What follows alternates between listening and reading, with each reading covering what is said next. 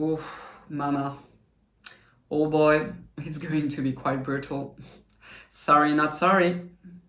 Hello, bonjour, coucou, salut, comment ça va?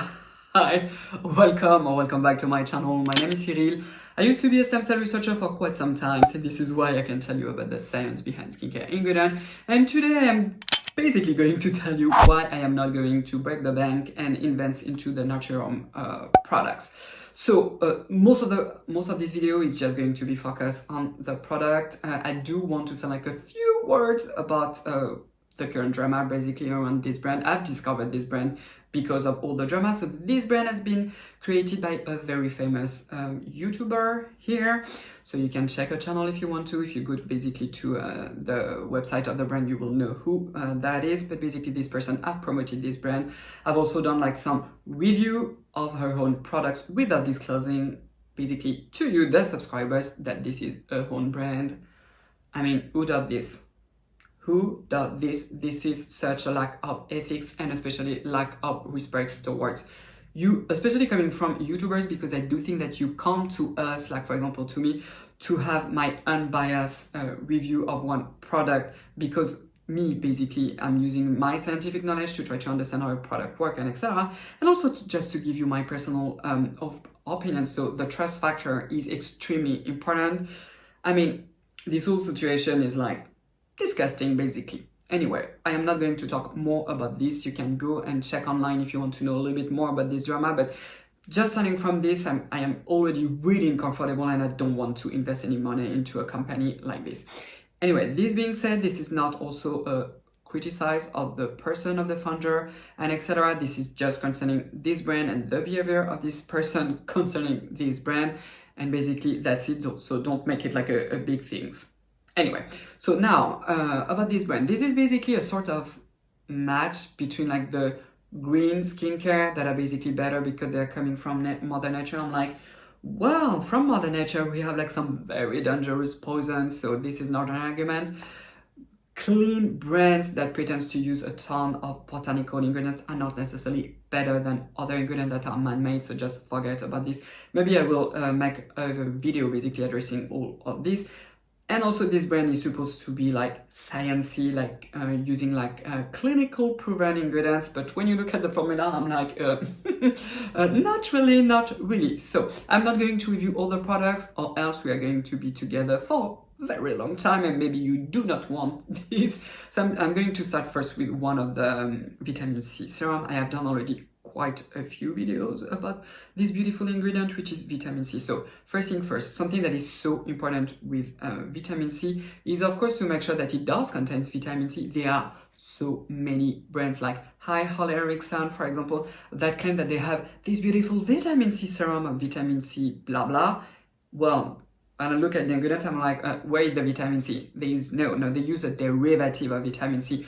Why I am always telling you this is because your cells in your epidermis and mine also, the enzyme that they use to use vitamin C only use L-ascorbic acid and not necessarily the derivative. So therefore, you can have a brightening effect, for example, or a fading of the hyperpigmentation, etc. with the derivative of vitamin C, but for the antioxidant abilities, we are really not sure. But we do have quite of a compelling amount of data to show that L-ascorbic acid formulated with a low pH, so pH between below 4 basically, it is going also to be an antioxidant on the skin, and I think that this is like the true power of vitamin C. This is not like to leave the hyperpigmentation, etc. You can also do it with other actives like acids, for example, azelaic acid, kojic acid, tranexamic acid, and etc. But the true power of vitamin C, of L-ascorbic acid, is its antioxidant abilities. But to be able to penetrate the skin, this is what we know, it has to be formulated with a low pH. And guess what? The vitamin C serum, 22%. What is the pH of this bad boy? Between 5 and 6. I'm like, that doesn't start well for me at all. And then if we look at the ingredients, we see basically that contains water, glycerin, propanediol, so both of them, they are basically humectants, perfectly fine with this. Then sodium ascorbyl phosphate, high vitamin C derivative, then ascorbic acid. Ascorbic acid is fine, this is vitamin C. So I'm like, okay, this is not formulated at the proper pH, so I'm already like, don't like this. And then I'm like, what is the concentration of vitamin C? Because we know to have the antioxidant abilities of vitamin C, it has to be formulated between 10 and 20%. So they say that it is a vitamin C serum at 22%, but is it really 22% of vitamin C? Or is it the mix of vitamin C plus sodium ascorbyl phosphate that is 20%? I'm like, what is the damn concentration basically? This is something that is very important when you are buying actives, so acids, vitamin C, derivative of vitamin C, for instance. What else? Retinol, of course, my beloved retinol, you need to know the proper concentration. Why? Because if you introduce one product into your routine, for example, 15% of vitamin C, and your skin starts to be irritated like this, you can know that vitamin C, so L-ascorbic acid at 15% is too much for me in my routine, and for my skin type, maybe 10% is better for me. When you don't know the concentration such as this product, you're like basically in the dark. This is something that I really dislike. So just for this, I would not even consider to buy it. Then we have like a ton of extract, like from papaya, for example, we have pineapple fruits and etc. I mean, this is so gimmicky. There is basically no scientific evidence for this. So no, you do want a perfect and wonderful vitamin C serum. You can try the one by Wishtrend, for example, that contains 21% of vitamin C. I've already talked about this one. I've reviewed this one. This is an excellent one. You want a 15% vitamin C serum that is also the bomb, that is so perfect. You buy the Siglo from the Geek and Gorgeous, and please keep your vitamin C in the fridge. The other vitamin C serum is even more gimmicky, and when I saw it, I was like, oh please, oh my god. And this is also so misleading. So when you look at it, this is the vitamin C Super Serum Plus. Oh, so bougie. So when you look at the description, is how a supercharged multi-benefit serum is formulated with vitamin C, retinol, hyaluronic acid, niacinamide, and salicylic acid. So I'm like, well, basically this product has been formulated like, what are the hypes around skincare ingredients? So we have vitamin C, so we are going to have vitamin C. Retinol, of course, is quite popular. We had retinol. Hyaluronic acid also, we talk a lot about it, so let's put hyaluronic acid and then BHA, because why not? I'm like, this formula just doesn't make any sense. Just from the start, I'm telling you, a proper vitamin C serum, like I've told you, has to be formulated at a very low pH, so a pH below 4, which is incompatible with retinol because you can isomerize the retinol that our skin can use. If the trans retinol and not the cis retinol, low pH can switch it to trans retinol. Again, if we look at the pH, it's also a pretty high pH. This is still acidic, but this is between 5.5 and 6.5. So most likely the vitamin C, you are not going to have the antioxidant benefits from it. So again, this is pretty misleading. It is way better to have a dedicated vitamin C serum that contains between 10 and 50% of vitamin C in the morning that you will keep in your fridge with the proper pH. So like this, you know that if you pay for it, it is most likely going to work as an antioxidant because you want to slow down the aging process.